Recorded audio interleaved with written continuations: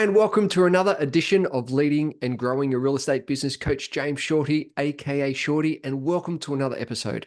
Before we begin, I'm going to ask you a favor. If you like what you've been hearing, I'd love for you to do two things. Press the subscribe button and also share. Share with your friends. Share with those who go, oh, this would be a good episode for so-and-so. Please, I'd ask you to do those two little things. That would be amazing. Now let's get on with the show.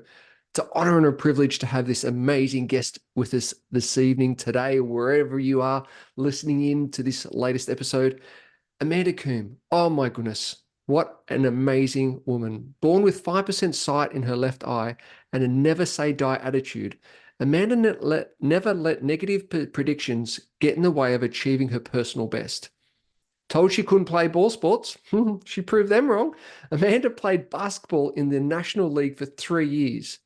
Told she would never have trouble learning to read and write. Well, tell you what, Amanda graduated with honors in education and became a teacher. Amanda is considered a national expert in lifestyle coaching and personal training, having 4 times been a finalist in the Australian Personal Trainer of the Year award. She has 5 times been the Tasmanian Exercise Professional of the Year and has twice been awarded the Star Performer of the Australian Club Owners Round Table. Wow, incredible. She was the founder of Personal Best Fitness, Tasmania's most awarded fitness business, and is recognised as a leader in corporate health programs. Her corporate clients include NISTAR, Supreme Court of Tasmania, Hydro Tasmania, Norsk Skog, Tasmania Audit Office, SEMF, Housing Industry Association, Woolworths, and the Tasmanian Fire Service. By far, her most outstanding professional achievement was being named as the Tasmania Telstra Women's Business Owner of the Year in 2013. She is a regular presenter at national fitness industry conferences, and as Amanda now spends her days helping clients change the way they look, feel, and function. Amanda is a master weight loss coach at Dietflex, Tasmania, and an accredited personal trainer. Her inspiration to become a weight loss coach is simple. It stems from her desire to help clients achieve their goal or ideal weight, while optimizing nutrition and minimizing hunger. After years of seeing personal training clients not lose weight with exercise, Amanda is one of a handful of weight loss coaches to help her clients determine their individual carbohydrate tolerance. Amanda has won numerous national and state athletics championships over the 800 meters and a bronze medalist in the 2K steeplechase at the World Masters Games in the 40 to 44 age group. Oh my goodness. So let's bring her on. It's a super honor and a privilege to have Amanda here with us today. Amanda, thank you so much for your time. It's an honor and a privilege. Thank you, James, and good morning to everybody. Oh, that's so beautiful. And just so, Amanda, there's so many different things we could talk about today, right? And I just want to sort of start off with is why would someone want to listen into today? Coming from your perspective, coming from what you do, what gold nuggets can you, on a high level, what will the audience walk away with today?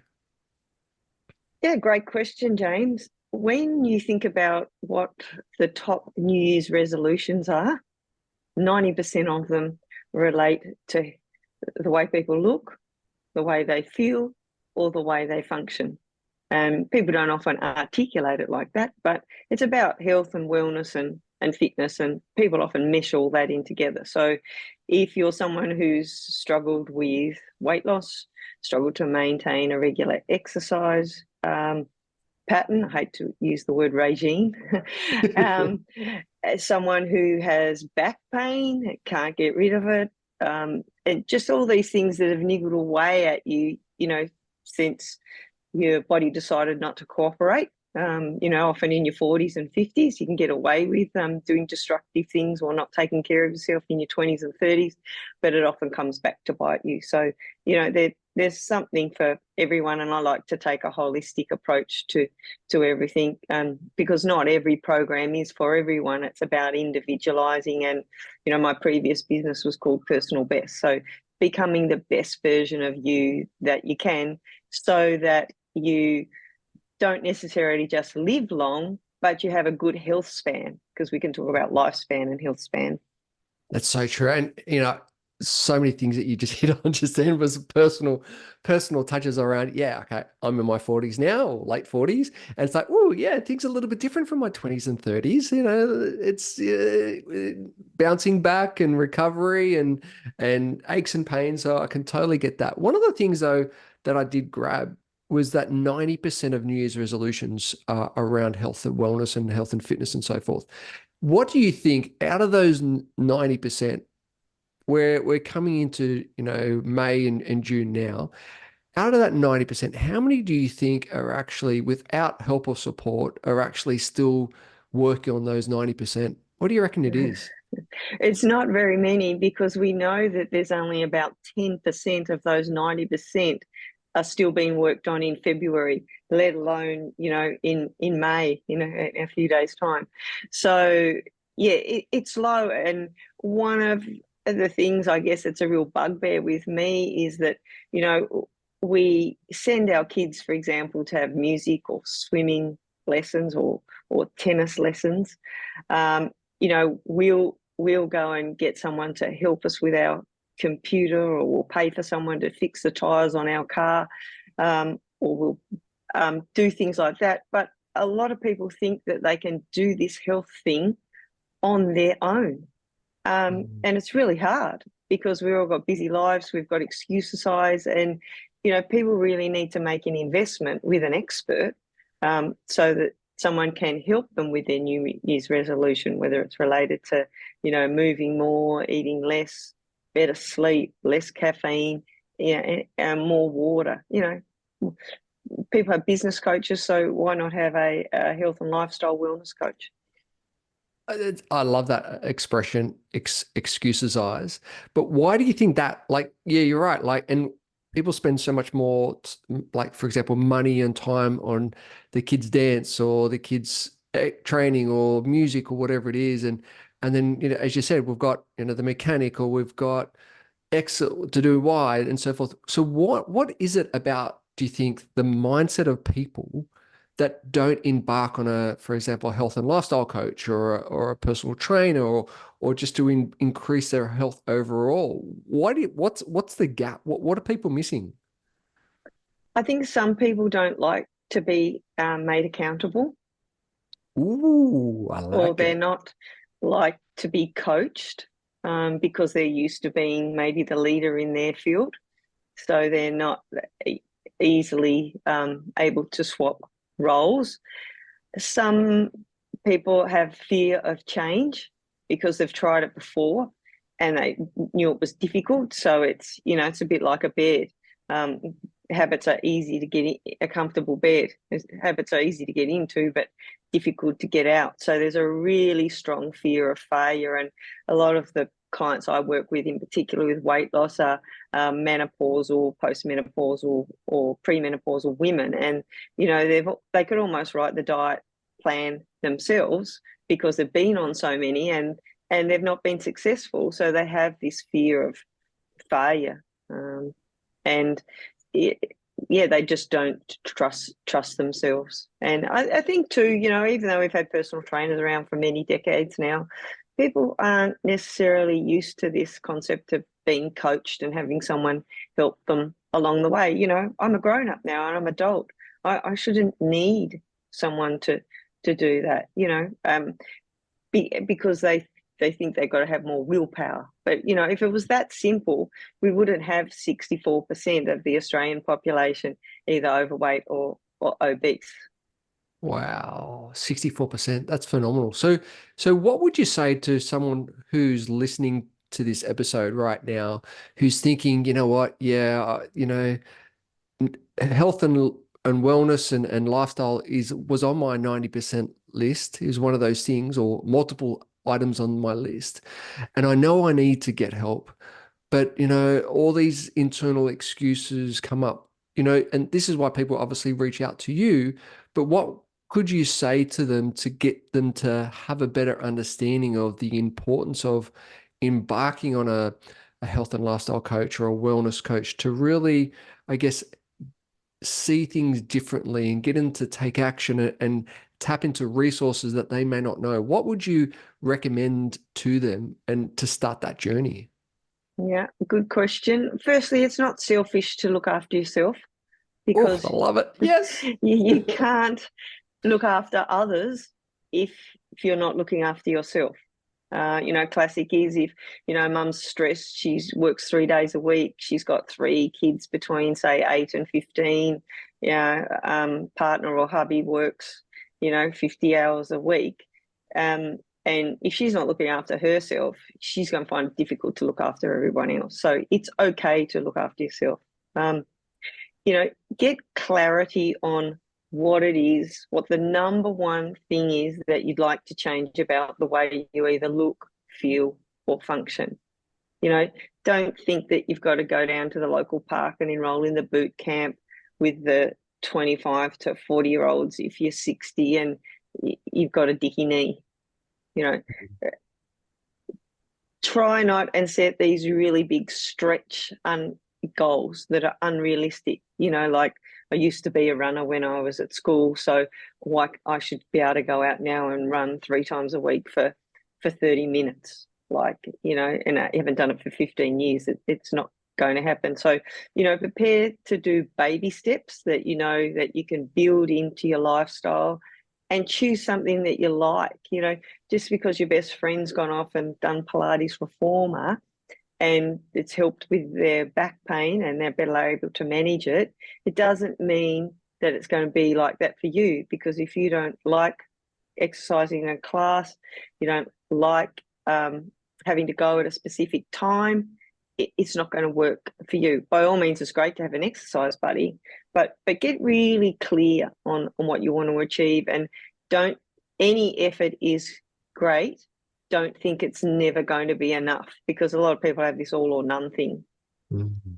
And And hence, we talk about SMART goals, specific, measurable, achievable, realistic at a time frame. Just do something.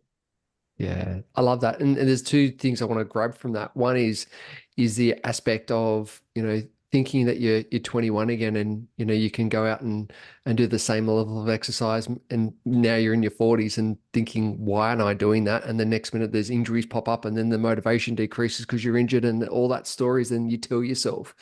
And I think that's why embarking on just that conversation that you have with your clients when they first come on is unpacking all that and looking at those expectations and looking at those timeframes and looking at those about the ability just to move into things that you do enjoy and you're going to commit to, rather than trying to, as you said, go from all or nothing in the space of 2 weeks.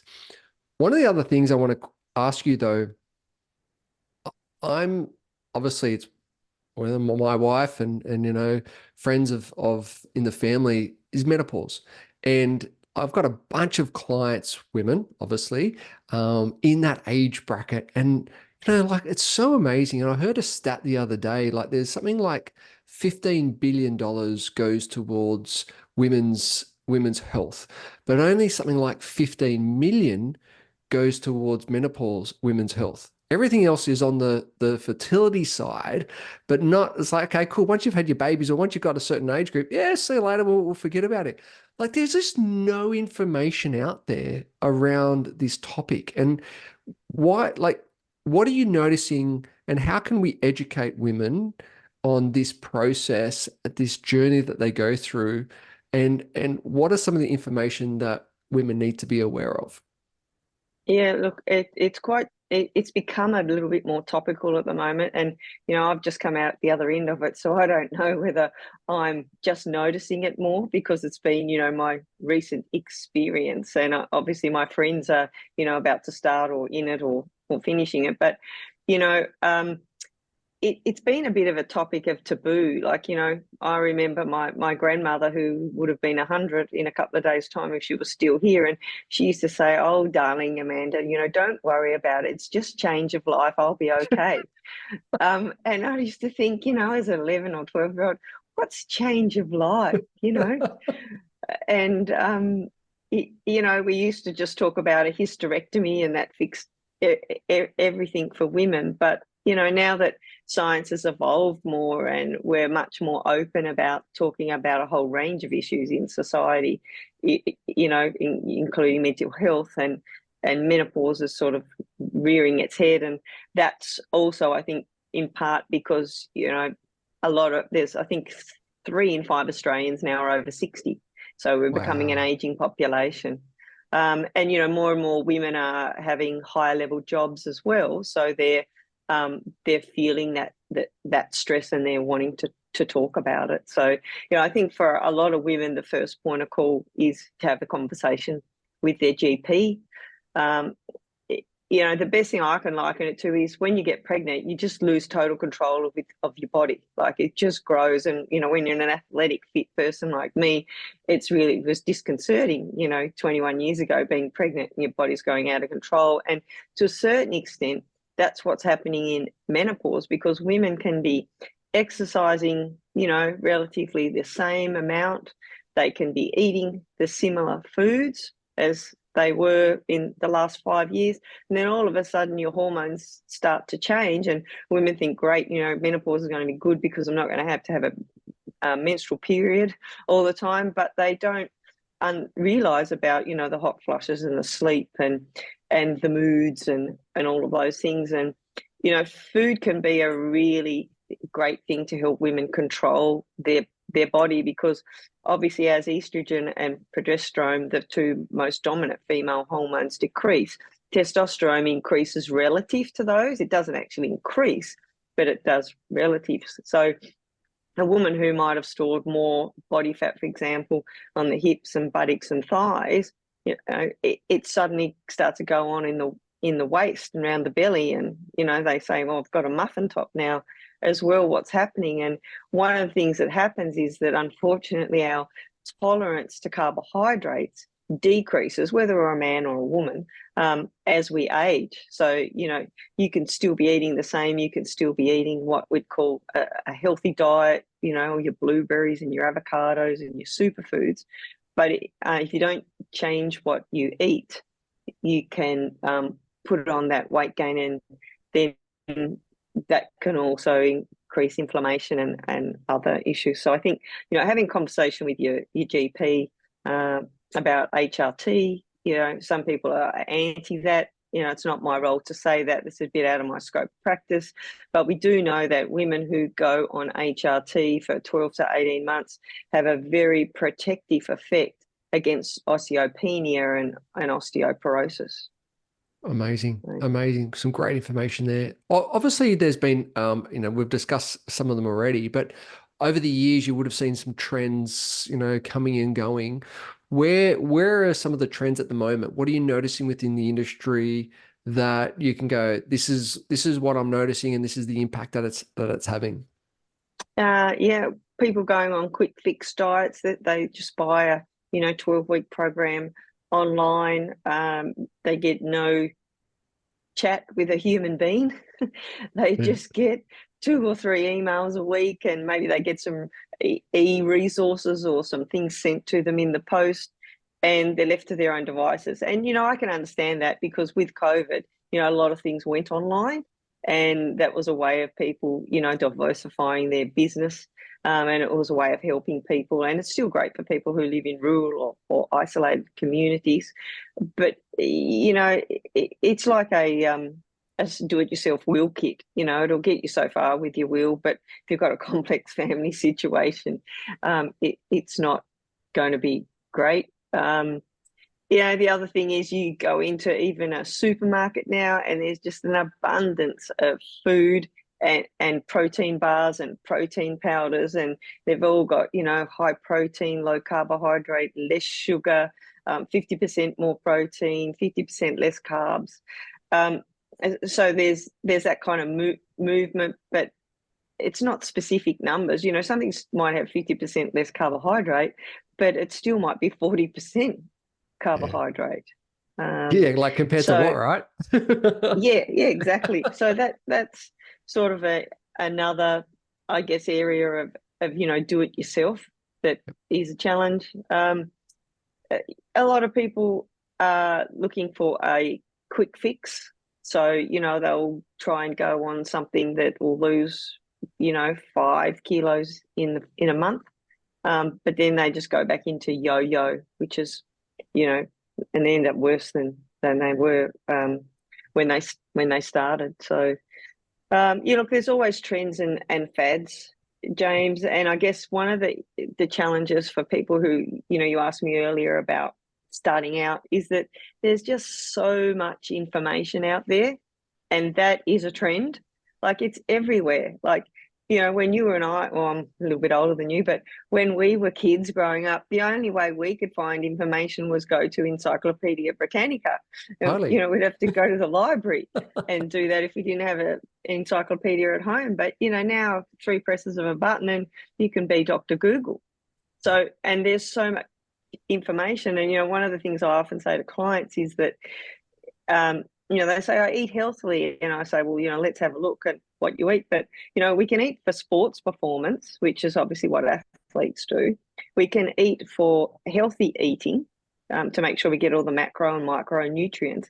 And then we eat for weight loss. And they're all very different. And, part of a role for someone like myself is to work out what works best for what people. So, there's I guess a global trend of mass production of health, fitness, wellness advice, whereas there's a real niche out there for people who, I guess, do what I do, where we individualize things for someone who might have tried so many things but have had limited success, and they've got to find the right program for them. It's kind of like finding a life partner.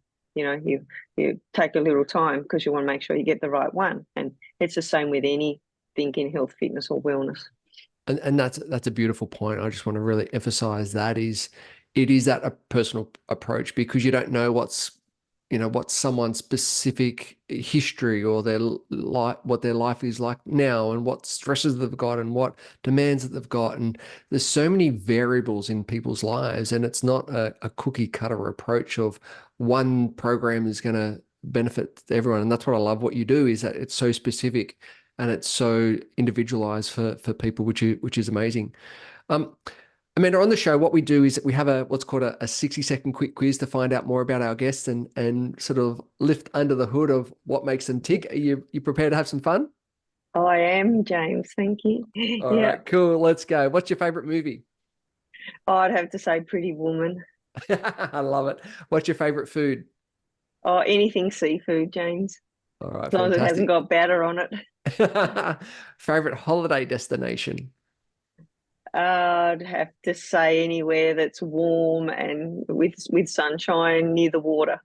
Nice, nice. And do you have a morning routine? Yeah, I'm usually on Zoom between 7 and 8 a.m. in a business shirt like this. And then I like to try and get in the surf before sort of a 10 or 11 o'clock, just to do something for me. Beautiful. And do you have an evening routine?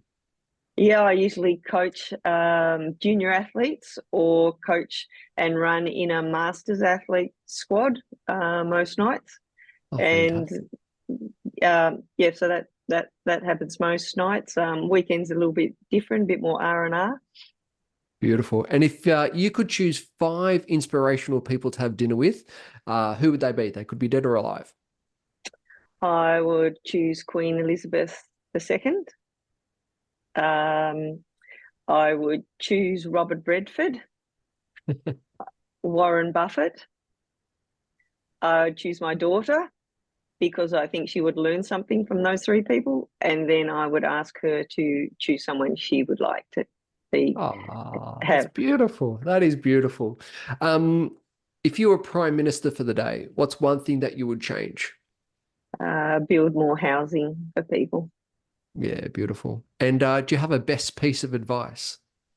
Yep, be yourself and back yourself, James. Oh, Don't I try love and it. be anyone else because you get caught out and it doesn't work. Yeah. Yeah, that's a beautiful piece of advice. So what's coming up for you? What are some of the exciting projects that you're working on over this next little while? Continuing to build the DietFlex coaching, weight loss coaching business. We're moving that into the corporate area with some businesses. The exciting thing for me is that I can be anywhere in the world and still coach people because it's online. And looking at doing some podcasts as well to help people who want to change the way they look, feel, and function. So Beautiful. I've just recently sold a business that I'd had for 25 years in the gym industry. So I'm just sort of taking a little bit of time to unwind from having 25 staff, and very much enjoying being on my own and being in charge of just me. So yeah, Beautiful. it's not my midlife crisis, but it's a new chapter. So Yeah. there's lots of possibilities, and I'm just trying to navigate through where I think they'll be for me. Oh, that's beautiful. Well, congratulations on the sale. It is another chapter in your life, which is amazing. How can the audience reach out? How can they follow your journey? How can they get in touch with you? Yeah, I'm an old-fashioned person. I like to pick up the phone and chat to people. So 0419 337 397, phone call or text.